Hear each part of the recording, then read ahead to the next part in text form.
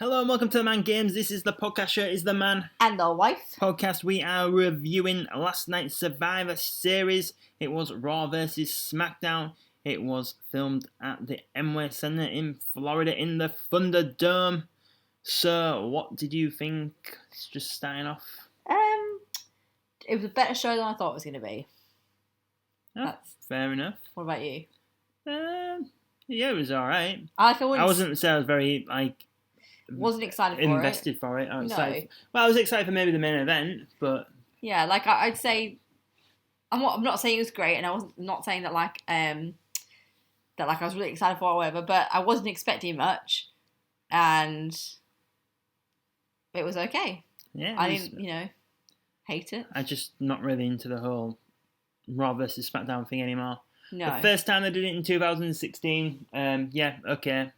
We tried something a bit new, fair enough. Then they did it again, and again.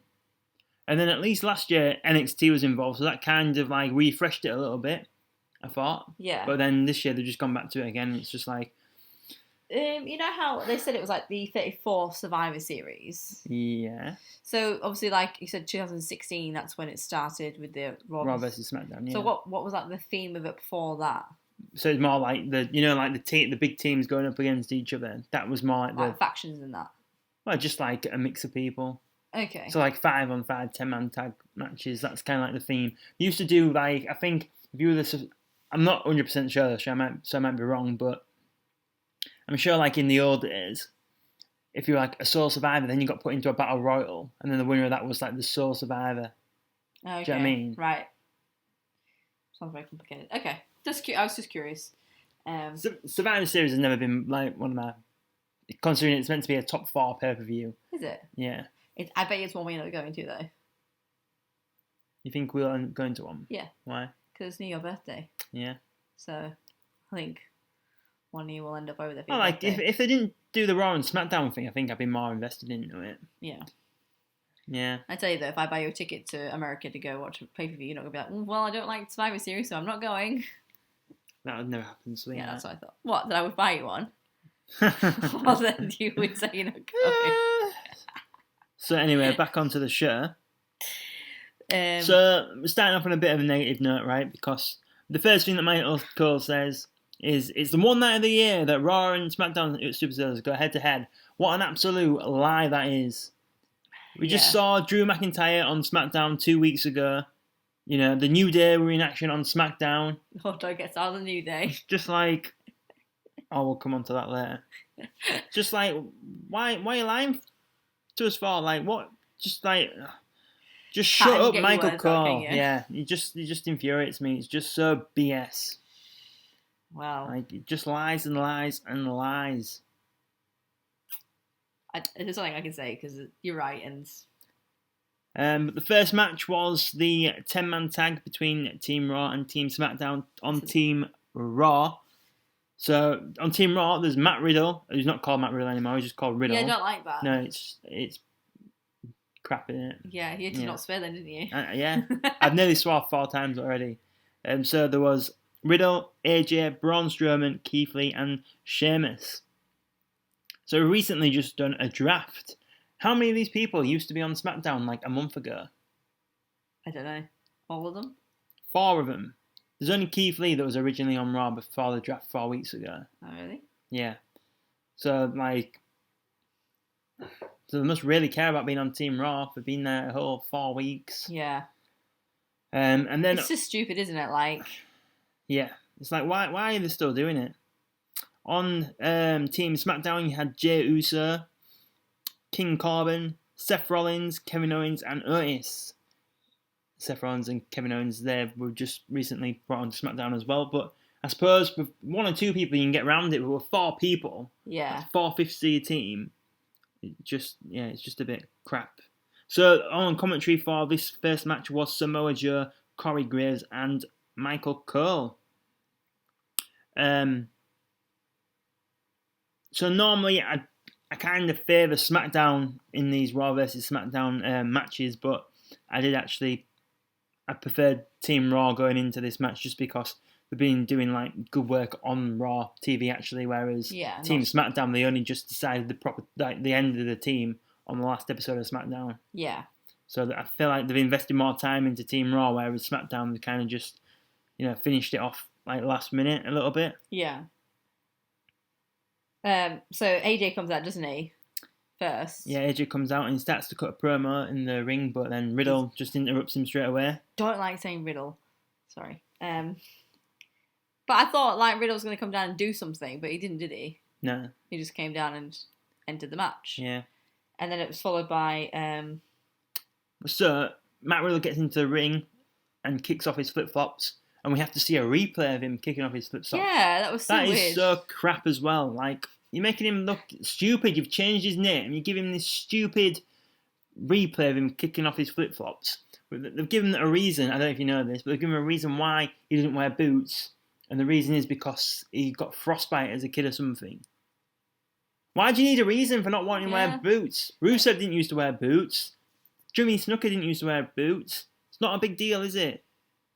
You're really angry, aren't you? Oh, it's just like... Have you got anything positive at all in this show, or are we just going to... Well, the next thing is I hate Keith Lee's entrance music. Oh, dear. But I think the people who did his entrance music in NXT, that their deal with them has run out, so they can't use his original music, which is like fair enough. But then, like they've even dropped the "Bask in Your Glory" thing at the beginning now, so it's just this crap music. Anyway, we'll start onto the match and try and get into something a bit more positive, hopefully. So AJ Styles and Jay start the match. Yeah, Jey Uso. Nice Samoa drop from Jay onto AJ. Yeah. I don't know if you noticed, but on the teams, you could see Seth Rollins. He was just stood there, like staring into space. I didn't notice that. Yeah, no. Just a very blank face. So when Kevin Owens and Matt Riddle are going out in the middle of the ring, did you notice Kevin Owens headbutted Matt Riddle's foot? No. Yeah, I just thought that's a bit of a strange spot. That's weird. And I liked it when Riddle was trying to get a sleeper hold on. I think it was on Otis. Yeah, it was on Otis. And he's like monkeying around him almost, like he's right on him and everything. Yeah. Like a right little monkey. With the whole Seth Rollins thing, when like he went in and... So Seth Rollins comes into the ring and says, "This is for the greater good." He kneels down, lets Sheamus bro kick him, and he gets eliminated straight away. And it really annoyed me that nobody went and broke up the pin. Yeah. Like they're all fuming. And then I was thinking like maybe that they weren't allowed to or whatever. But then it happened in the women's match. They kept breaking up pins. Oh, yeah. So it really annoyed me that they just all stood there and watched it happen and didn't break up the pin. Like, that was stupid. So then after that, they kind of do a little, like, team huddle. Yeah. Which, I don't think I've ever seen them do that before. I actually quite like that. It kind of made, like, more sense, that they are a team and they actually want to win. Like, yeah, and talk through it. But while Team SmackDown are talking, Braun Strowman just runs around the ring and pounces into them all, knocking them all over. That was quite a good spot. Mm-hmm. I'm not a massive fan of Strowman, but I do think he looked really good in this match. I like his physique and everything. I think he looks so much better with the bald head now as well. Yeah, he does, doesn't he? I thought that as well. And then we've got Keith Lee and Otis getting in the ring, and they're like proper face off, don't like the two big men. Yeah, and then commentary was just putting it over too much, weren't they? Yeah, they were really into this match, and it was a bit like, well, I don't know if it was because early morning for us or what, but I wasn't feeling like they were feeling it. Yeah. So then Kevin Owens goes on a bit of a rant. He stunners Shameless. He stunners Sheamus, Riddle, then Keith Lee. But then AJ hits a phenomenal forearm onto KO, and then he eliminates him. Yep. And then Matt Riddle eliminates Baron Corbin. I think he did like a spinning move off the top rope, but I didn't actually quite catch it because I was writing notes at the time. But I think that's what happened. Yeah. Otis is eliminated by Strowman. And then obviously that just leaves it to be Jey Uso to be the only person left on SmackDown. So it's all the pressure is on him. So Jay takes one for the team and he dives on all the members of Raw on the outside of the ring, and that's a really good spot where he can do that dive. Jay goes up to the top of the ring, and AJ Styles, his associate, the big guy, pulls AJ out of the ring. So I think he goes to like a not sure, Fox Battle or something. Yeah. But obviously he misses because AJ's pulled out the way.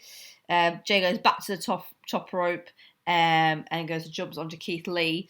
But Keith Lee catches him on the shoulders and then just Spirit Bomb for the win. So that makes Team Raw win with a clean sweep. Yeah. I don't think I've ever seen a clean sweep before.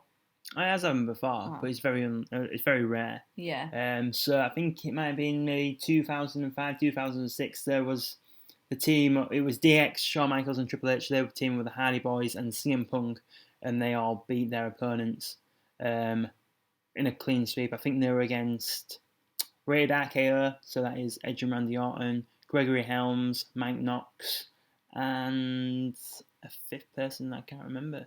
That was I was going to say no. Johnny Nitro was the other person, or John Morrison as he's known now. Yeah, they got a clean sweep. So yeah, this match went 19 minutes 25 seconds. So what do you think of AJ's bodyguard? He is huge. Yeah. So I don't know if you remember, he was the tall ninja. Yeah. In the Akira Tozawa segments. Yeah. And then he was the bouncer for Raw Underground. Yeah. And now he's AJ's bodyguard. Associate. Yeah. Yeah. A couple of weeks on Raw, Matt Riddle said something to AJ about him. I think it gave him his name, and then AJ says to him, "He can't speak English." Is it that one? Yeah, he says he can't speak English, and then he says like, "Yes, I can," and he said, "I didn't know you could speak English." He was like, "Well, you never asked me." Yeah. And that did make me chuckle. That was a good one, wasn't it? Yeah. So the next match is the Street Profits versus the New Day. Do you want to say what's going to bother you the most? SmackDown superstar Big E comes down with Raw superstars holding the Raw title. Yeah. So like, it's one thing to come out with them, but why is he carrying the titles when he's not even? But why is he even going out with them when he's not supposed to be? Well, because he's still a member of it. Like they're not broken up as like a group. They've just been separated in the brand split. Okay. Which means a whole lot of nothing. Yeah. So they're putting over this new video game. I can't remember what the game. What was it? It's not like, was it Warcraft? No, it wasn't Warcraft. Some war type of game. I can't even remember what it was. Gears of War. Gears of War. Is that it? I think that's it. Gears of War. Yeah. Obviously, we paid so much attention to that, didn't we? I think it's funny though that they came out promoting Gears of War game when the show was sponsored by another game as well, because they kept on putting that. Kept on saying it was like the Keanu Reeves was on it, that game. It was in the trailer for it. Yeah. But I mean, to be fair to them, that the gear that they were wearing is really, really good. Oh yeah, it does all look really good. They look really mint, and I didn't realise that in the Gears of War that you can actually buy their package or add-on or whatever it is, and you can play as a New Day. Yeah, which is pretty good because they did that little advert after they did the little entrance, and then we have the Profits, Street Profits, sorry. They're on the screen and they start rapping, and then they cut a promo about the Undertaker being born 30 years ago. I love it when they sing "Sexy Boy." Yeah, they're so funny. Yeah, they are really good. Them and the New Day are probably their best tag teams in the company. Oh yeah, I think. I mean, obviously the Usos are up there, but obviously Jimmy's injured at the moment, so yeah. But yeah, currently. Yeah, I'm not a fan of this whole cup thing though. Like when they spray all the cups everywhere in the entrance, I just think that's a bit shit. I mean, damn it, rubbish. One slipped out. Damn it. I like just how ripped is Montez Ford. Like it's just insane. Oh isn't it? So getting into this match. On commentary for this match, there is Todd Phillips, Corey Graves, and Samoa Joe. I thought it's really strange that the New Day weren't wearing red, considering like every other team seemed to be in their team colours, but the New Day weren't. Probably got paid more to dress up like a video game, to be honest. Oh, maybe. I do think Angelo Dawkins has improved a lot since coming to the main roster. I do think when they're in NXT that Montez Ford was outshining him a lot, but whereas now I'd say they're more on an equal playing field. Do you know what? Actually, this match made me realise how good they are. Like, I'm not saying they weren't like it. Just for me personally, just like they really shone in this match. I don't know if it was because of the chemistry with New Day or what, but I thought this was a really really good match. Like at the beginning of the match, there's Montez Ford is like running the ropes and Kofi's jumping over him. And then Kofi does the same thing, so he starts running the ropes, and then like Montez starts jumping over him, like just spots like that, like matching each other and stuff like that. I thought were really good. Yeah. So at one point, then Kofi jumps onto Ford from the outside, and then Woods takes out Dawkins. So both Street Profits are down, and Xavier Woods shouts out, "Well, it looks like the Profits are down." Oh yeah, and they say Profits are not prepared to be this New Day beating they're about to receive. Yeah, that's good. Wasn't it? That was good. Yeah. So Montez Ford it's a sliced bread onto Woods, but normally the sliced bread move is you run up the turnbuckle, but he does it off his own tag team partner. Yeah, that was really good. That was really good. That's the move that Brian Kendrick used to perform. Yeah, I thought so. That was a really good spot. Yeah. Midnight Hour from the New Day, but Ford manages to kick out. Kofi then hits 3 boom drops onto, I think, was it Montez Ford? Yeah, can I just switch back a little bit? We said Montez gets a really mean DDT, doesn't he? Yeah. And gets a hot tag onto Kofi. Montez gets the mean DDT to Kofi, and then he gets a hot tag, and then Dawkins comes in, and then he does this like twisty net breaker thing to Xavier, which commentary didn't even know the name of it. Like they were even he looked really good. What is this called? No one knows what it's called. It was really good. Sorry, and then we have the 3 boom drops. I do apologise. That's okay. And then Ford hits a massive frog splash onto Kofi, but he just spent too long before he could get to the pin. That was why it was only a 2 count. But no, this is a frog splash onto Kofi who gets his knees up. No.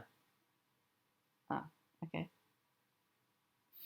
Sorry. There must have been another frog splash in the match, but he got his knees up that time. Yeah, and because Corey Grove says it might be the best frog splash in the business. I'm like, what about Eddie Guerrero? But he just gets some height in his frog splash, Montez Ford, like anyone else. Yeah. I do think some people just try to do a frog splash plainly, where I think Montez Ford, Eddie Guerrero, and RVD, they've all put their own like kind of spin on it. Yeah. So they have their own like unique frog splash, in my opinion. Yeah. But you see some people like Seth Rollins and Rey Mysterio that they're trying to do one. It's just a frog splash. Yeah. I've got Montez does a Trouble in Paradise. I think he does that to Kofi, but then Woods gets him with a gutbuster. And then Woods has Montez on the second rope.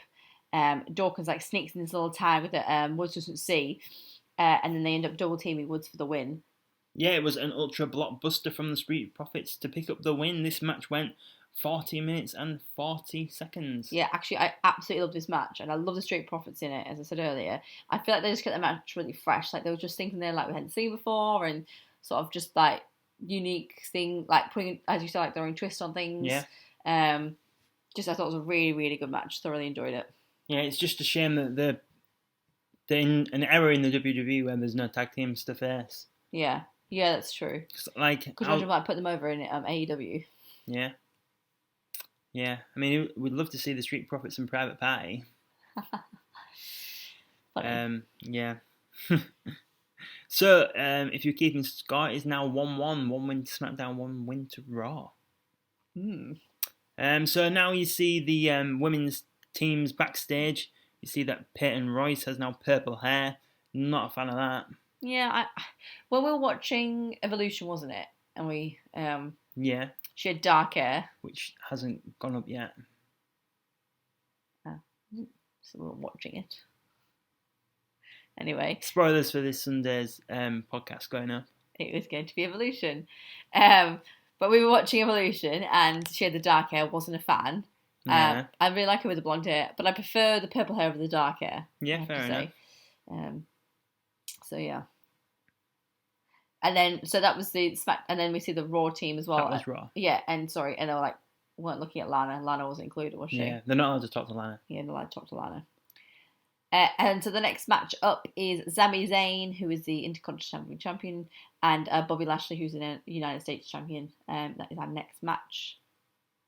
But before we get into that, if this is your first time listening to the Man and the Wife podcast show, please subscribe to the channel and like this video if you're enjoying what you're listening to. So, the next match, Sami Zayn and Bobby Lashley, Corey Graves, Michael Cole and Byron Saxton are on commentary for this match. Sami Zayn is talking a lot of trash all the way through this match, trying to get himself disqualified a lot and, play heel tactics. Yeah. It is hard to do a match when it's heel versus heel. Yeah, So I kind of feel like they tried to make Sami a bigger heel than Lashley. Purposes, yeah. I think, I don't like Sami's look, like his little hobo look he's got going on. Just not a fan. I feel like they were different sort of heels almost. Do you know what I mean? Like Sami was being a bit like a mouthy chicken shit heel. Yeah, whereas like Bobby Lashley and that would just sort of be more not hardcore, but just more like mind games. Yeah, and like I don't know. Yeah, with Sami's look, when he came back and the beard was a bit wild and his hair was a bit wild, I thought it was because they were saying he'd lost his Intercontinental Championship, which he never lost, so he'd like let himself go a little bit. But now, like weeks later, he's still the same, so maybe that's not what it was. Yeah, I don't know. So Sami tries to take off the turnbuckle, but Shelton Benjamin and Cedric stop him. Then he walks past MVP and pretends to fall over, trying to get Sami disqualified. Yeah. So yeah, Sami's just looking for all these ways to get himself disqualified, but it didn't happen. Then MVP throws Sami back into the ring, straight into a hurt lock, and Sami taps out. Not a great match really, just because I just didn't enjoy it. There wasn't a lot of like in-ring action really, because this match went 7 minutes and 50 seconds. There was not a lot of like in-ring action really. It was all just Sami walking around talking crap. Yeah. Yeah, I don't have a lot of notes. Like I have nothing really to add to that. Which is, usually sometimes you'll say your notes and I'm like, oh, actually there's this spot as well, or there's this spot, and like, we can pick up extra things and like maybe things that you didn't see. But for me, it was like that's literally you just summed up the match in like 4 points. And I'm not really sure why they did this match, because there was no build for this match at all. And it's two champs, isn't it? Well, exactly, yeah. And there's no care put into this match, not even a lot of thought put into this match really. Yeah. So why do it? I don't know. I think they need to learn from this year not to do this Raw versus SmackDown stuff again. Do you think they just like didn't care as much this year because there was no crowd? I think they're just kind of stuck in their ways. Like, yeah, because last year they did do Raw versus SmackDown, but then they still had championship matches. So I don't remember last year Rey Mysterio fought Brock Lesnar for the title. There was Pete Dunne and Adam Cole for the title. I can't remember who the. Just like to break it up a bit, wasn't there? Yeah. But not this year. So next up, you see the Usos backstage. They're outside Roman Reigns' dressing room. Roman comes out and he says that he's disappointed in Jay, saying. Then Jimmy says that we'll just go, and Roman says to Jimmy, "Well, you can go, but Jay can stay." Roman tells him that the other members of the SmackDown team don't fear him. That's why he lost the opening match. He needs to get respect back for the family, otherwise there's no place for him at their table. So yeah, I do really like this storyline, and I do feel like Roman is very hard on Jay, which, like, I remember when I was watching this morning, I was thinking, oh man, you've been a bit hard on the poor lad. Aw, just feeling sorry for him, were you? Yeah. Like, Jay Uso's like, got his ball and running with this at the moment. I think he's doing really well. Yeah. When he first won the match, because obviously he'd not been doing a lot, and then he comes and wins this match to face Roman, I thought, oh great, this is going to be like really crap. It's just going to be like a one match thing, and then we're not going to see Jey Uso until Jimmy's back. But no, they've completely gone the absolute other way, and like they've really knocked it out of the park for me. Like, exceeded my expectations with it.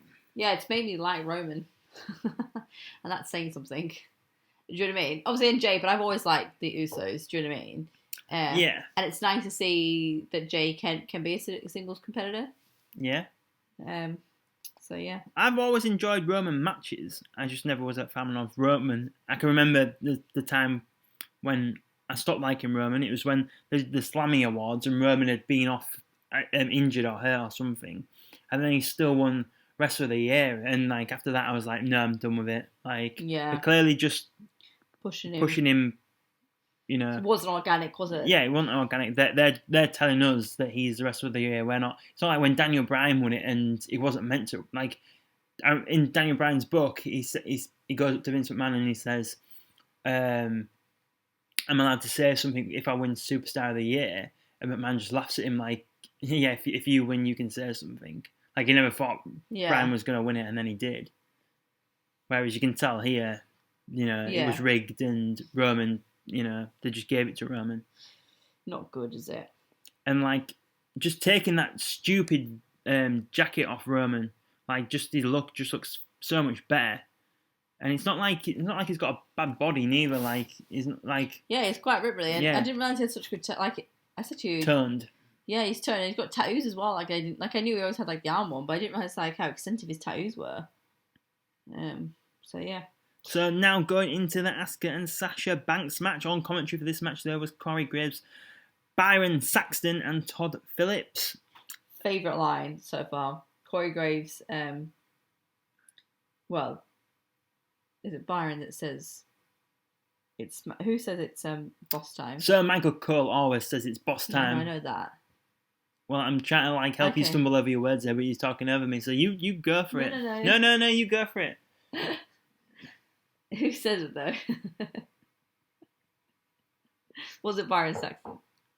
No, it was Corey Graves because Corey Graves on SmackDown. The other two were on Raw. That's right. Corey Graves says, "As a SmackDown representative, I'm obliged to tell you that it's boss time." And then Byron says, "How much should you pay to say that?" And Corey replies, $50. That really made me laugh. I probably looked up like that. So we have seen this match quite a few times this year already. I wasn't really like that bothered about this match really, just because, like I said, we have seen this match already quite a few times, and really there's no stakes because no titles are on the line. So. Yeah, although they were building up that Sasha lost her title to Asuka at SummerSlam, and that Sasha's never like pinned her. Yeah, did you say pinned or. Beat her clean. Yeah, beat her clean. Yeah, that's what I'm looking for. So I think there was a bit of that, but maybe they didn't do it enough to make it worthwhile, if that makes sense.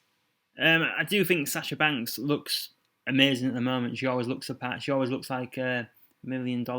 She does. She literally looks like the boss, and she like I don't want to sound like Michael Cole, but like she. Oh no, she's taking this character and she's gone with it, and she's gone. 110% yeah, but she's doing the entire time. She's doing now what they should have just done with her from the immediate call up. Yeah. When they called her up, this is what she should have been doing since day one. But they called up Becky, Charlotte, and Sasha all at the same time. But then they only really wanted to do anything with Charlotte. Yeah, didn't make sense, did it? So anyway, into the match. So Asuka puts Sasha on the barricade, and then Sasha goes to jump off, but Asuka kind of hits like a code breaker onto Sasha. That did look, really good.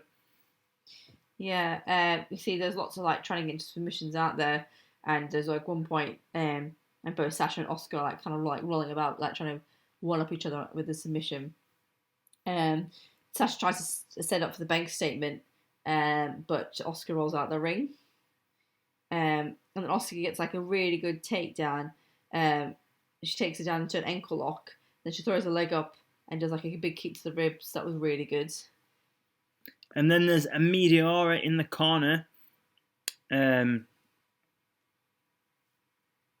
Sasha goes from the frog splash from the second rope, which is strange because why would you do it from the second row? I thought that. But I think it's because obviously she knew Asuka was going to move. So she didn't want to do it from the top rope in case she lost her footing.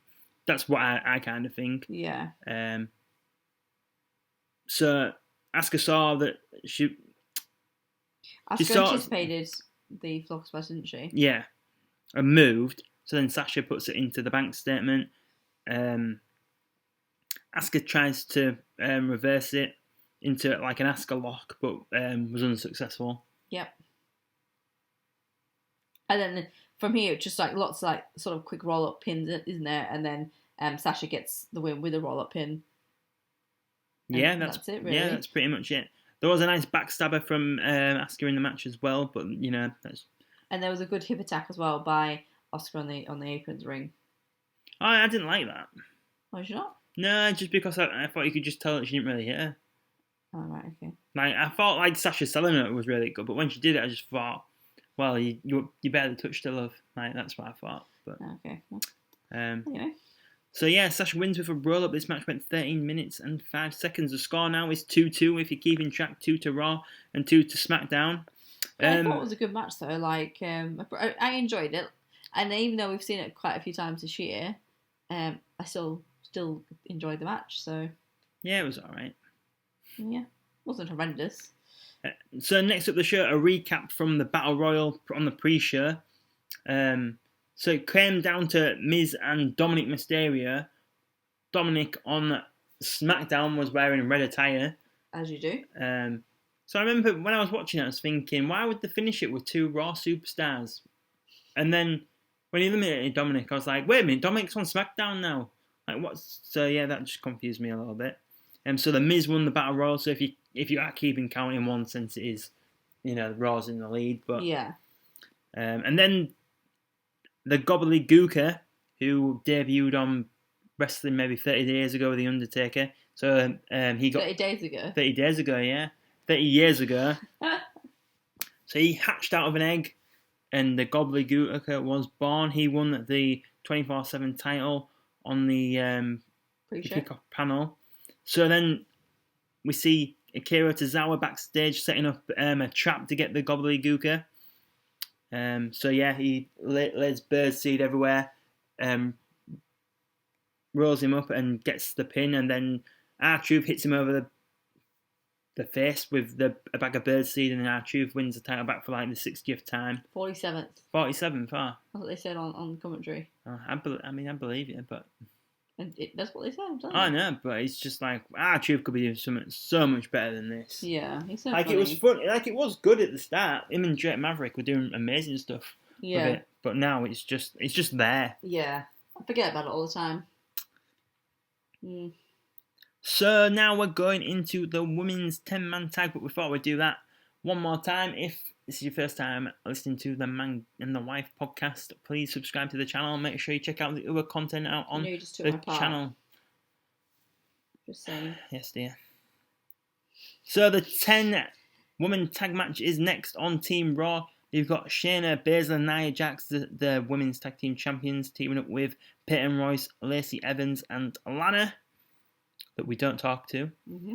And then on Team SmackDown, there is Bayley, Liv Morgan, Ruby Riott, Natalya, and Bianca Belair.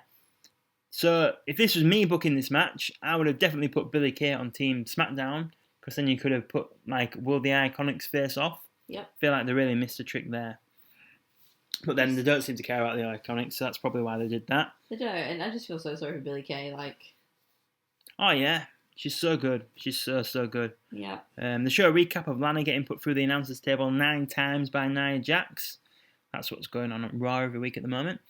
And then you show a recap of Mandy Rose getting taken out by Nia Jax. That's why she couldn't compete. And then you see Dana Brooke getting taken out by Reckoning backstage as well. So that's why they weren't part of the Raw women's team. That's why Peyton Royce and Lacey Evans got added to the match.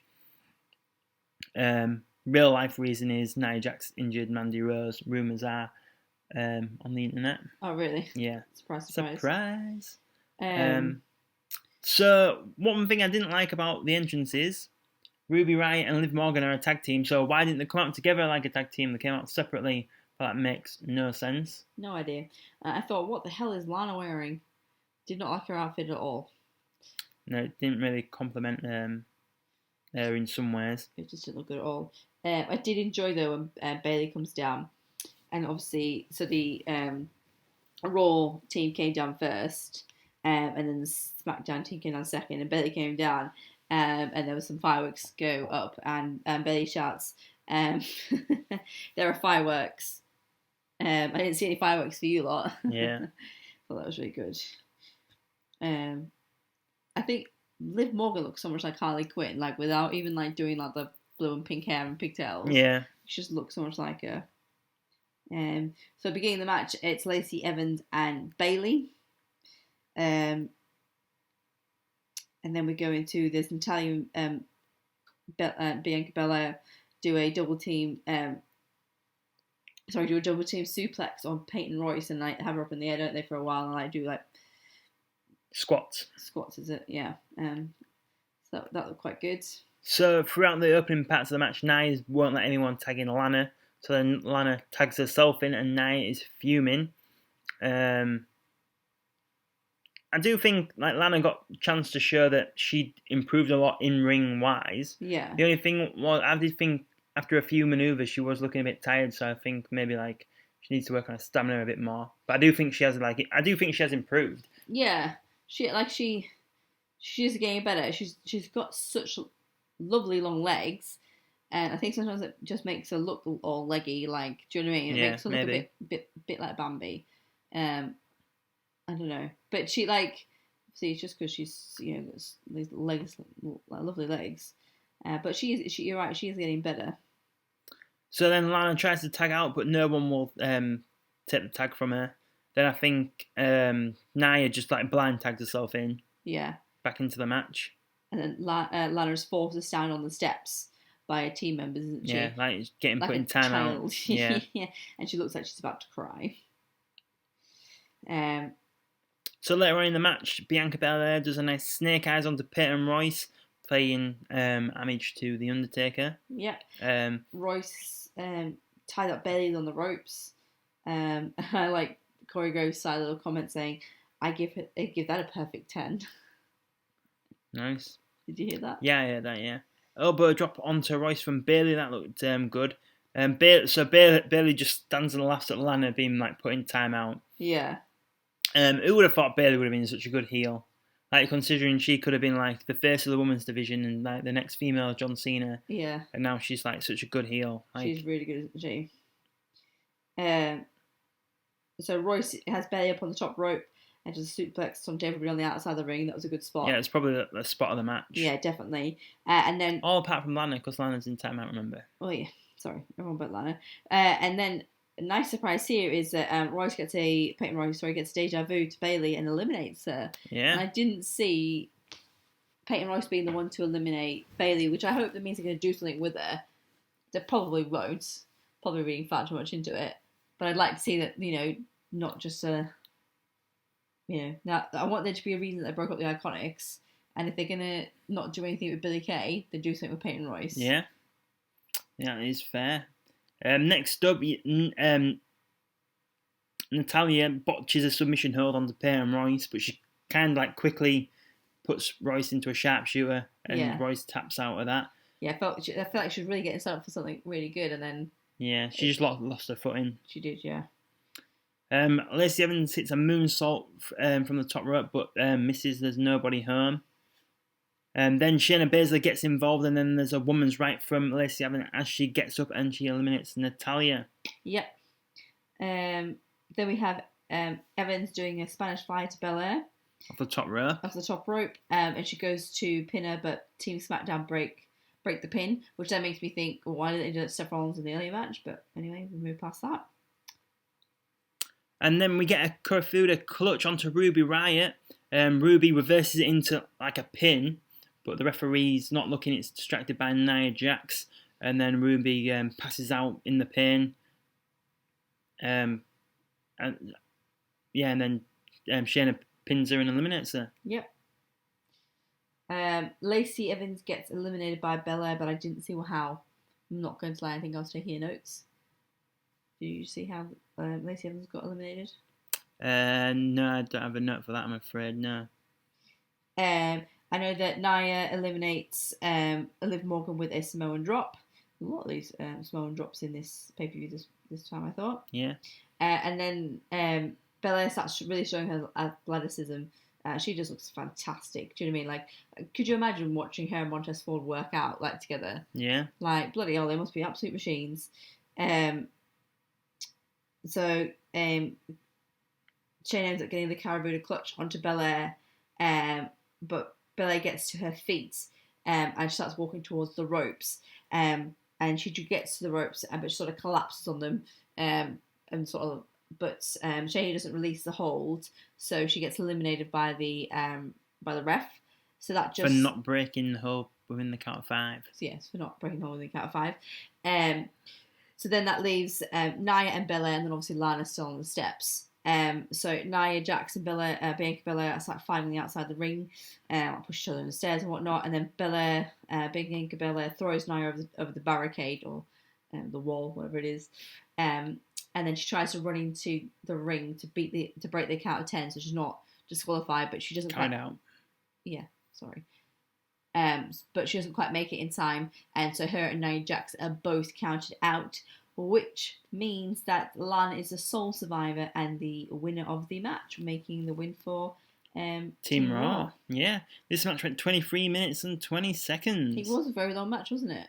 Yeah. There was. It was all right. There was good bits in places. Oh yeah, like I don't mean that isn't like ugh, it was a long match. I just mean like I'm surprised it was a long match. Yeah.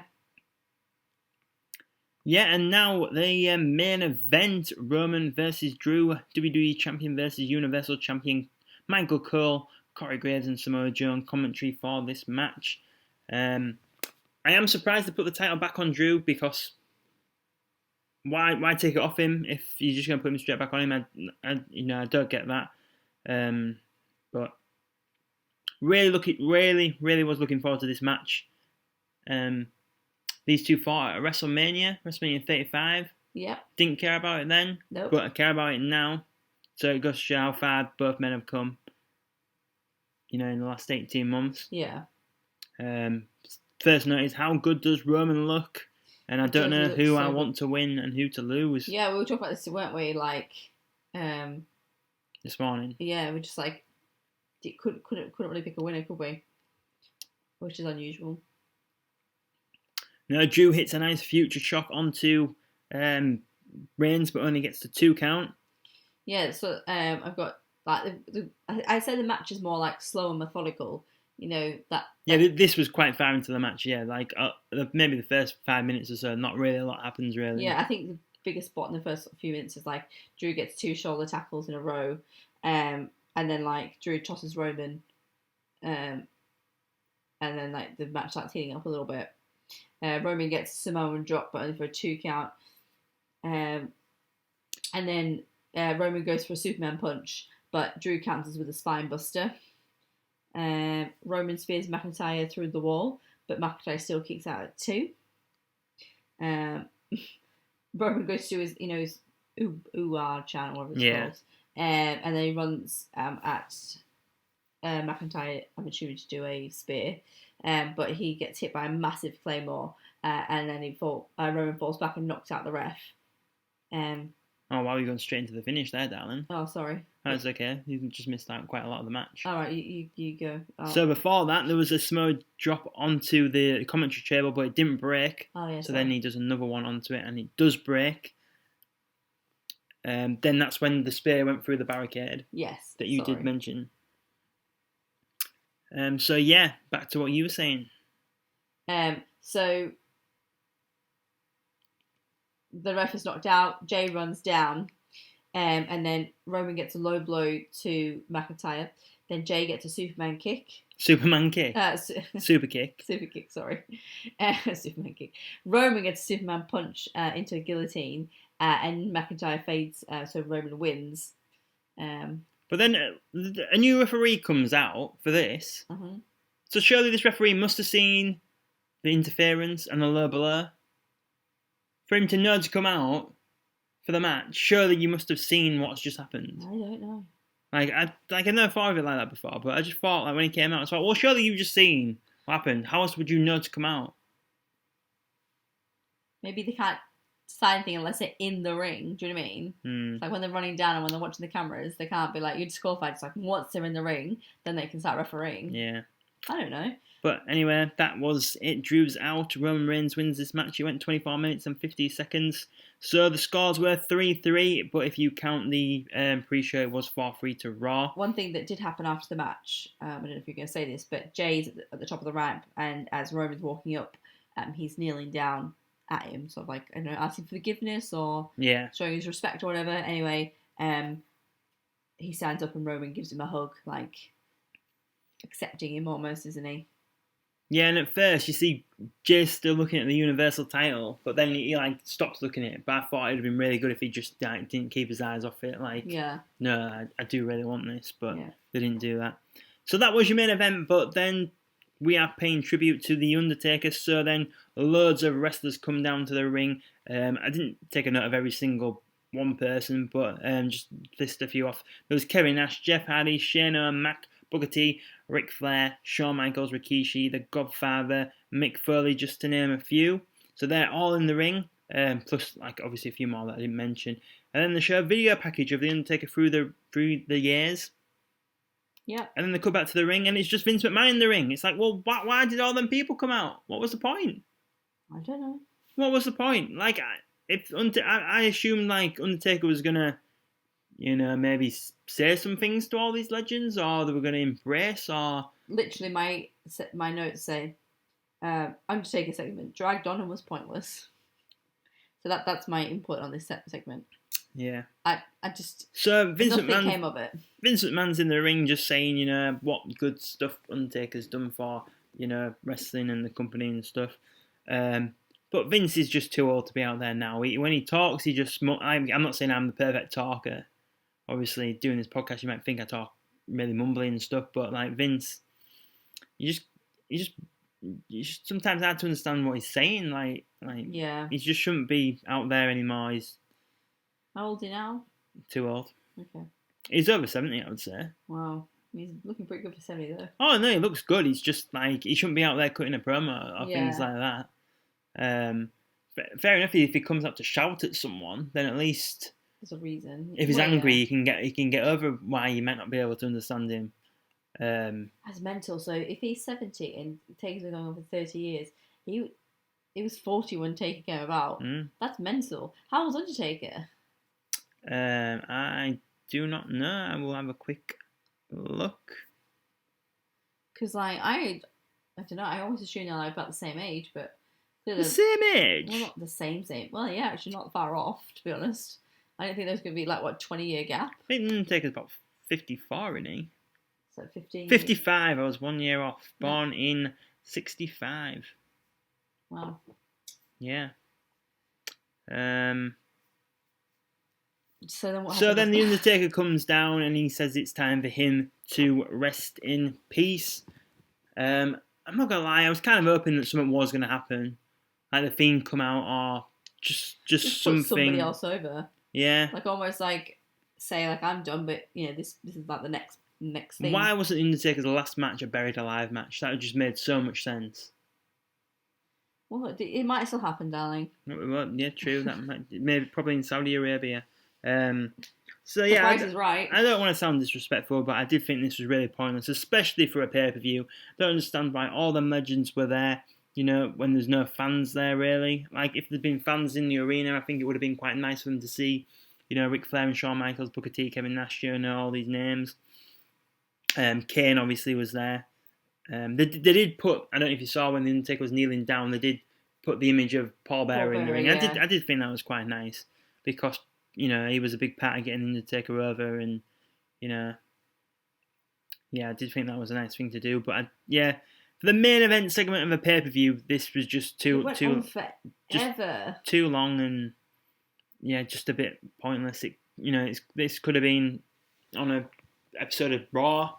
It's 3 hours in Raw. This probably went 40 minutes if you'd watched it all the way through properly. Like we didn't do. We did not do it. We fast forwarded a lot. Well, all them entrances, we fast forwarded through. Yeah. All them, why did they all need proper entrances? Just all walk down together. Yeah. It's not about you. It's meant to be about the Undertaker. They're just trying to fill time, weren't they? Well, yeah, but I just don't understand. It's not like the episode of Raw is 3 hours that you need to fill in, whereas a pay-per-view they can go for as long and short as they want. It's on their network. Yeah. That's a good point. I don't know. So back to actual Survivor Series. So high points, low points. What would you say? Favorite match was a tag team match with Street Profits and The New Day. Least favorite match. I'm gonna say Kevin. No, not Kevin Owens. Sami Zayn and Bobby Lashley. But I also did enjoy, and I like the story of the women's Survivor Series match as well. Yeah. So yeah, what about you? I would say I enjoyed the main event the most. I would say I did really enjoy the tag team match. That probably would be a close second. Yeah, I'd say Sami Zayn and Bobby Lashley was probably the low point of the show. It just didn't need to happen, I don't think. Yeah, well, and clearly they must have thought that the way they booked it. Yeah, I think all they do is book all the championships really against each other, and then 2 Survivor Series matches. And they're like, oh, we're done. Somebody had an easy payday that day making that card up, didn't they? Yeah. But yeah, next year I would like not to see this Raw versus SmackDown. Do something a bit new. Like, it's called Survivor Series, so like I don't know. Don't have the Elimination Chamber pay-per-view anymore. Put that in Survivor Series. See who can survive the chamber. That could be like the theme. Like we just watched Survivor Series 02 with the first chamber. Like how good was that? Like yeah. I don't think these matches were big enough for this to be a top 4 pay-per-view. Definitely not. I did not know this was a top 4 pay-per-view. Oh, there could have been if SummerSlam, Royal Rumble, WrestleMania, and then Survivor Series. Yeah. Wow, would not put. Some people are now saying though that it's top 5, not top 4 anymore. So they're saying the 5th one is Money in the Bank. Yeah, I'd put something else like would not. Like I would pick Money in the Bank over Survivor Series. Yeah, definitely. Like you cannot compare Survivor Series to like Royal Rumble, can you? Do you know what I mean? Oh no, because there's no stakes. Yeah. I'm sure King of the Ring used to be like one of the big ones back in the day, but they got rid of that. I would rather have King of the Ring than Survivor Series. But I reckon maybe the Undertaker debuting at the Survivor Series, that might be one reason why they've kept it. Just because that's where Taker debuted, yeah. Yeah. So yeah. Have you got anything else to add to the show? Nope. I'm done. Brilliant. I feel like it's how we end every show, you know. You're like, anything else? And I'm like, no. Well, I hope you did enjoy this review of Survivor Series 2020. Yeah, check out the other content out on the channel. 2K20 content out, Battlegrounds, fun with figures, and obviously this podcast show. We have quite a few episodes now, so if this is your first time listening to it, make sure you go back and check out some of the other episodes. Thank you for watching the Man and the Wife podcast show today.